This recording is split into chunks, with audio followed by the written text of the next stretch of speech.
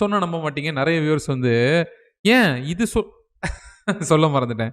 Bhaskar bro இவ்ளோ சொல்ட்டு இருக்காரே, 2 இயர்ஸ் முன்னாடி அவருக்கே மறந்து போயிருக்கும். ஒரு நாள் it's late of the night எனக்கு வந்து அவர் வந்து இன்ஸ்டால மெசேஜ் அனுப்பிச்சிருந்தாரு. "Bro life is quite dark now" அந்த மாரி. அதாவது "ப்ரோ எனக்கு என்ன பண்றதுன்னே தெரியல. இந்த மாரி நான் வேலைக்கு வந்து போறேன். லைஃப் இஸ் ஒரு டெட் எண்ட் மாரி இருக்குன்னு." அப்ப நான் தான் அவருக்கு அட்வைஸ் பண்ணேன். அவரு இப்ப மறந்திருப்பாரு. அவருக்கு தெரியாது. நான் தான் அவருக்கு அட்வைஸ் பண்ணேன்.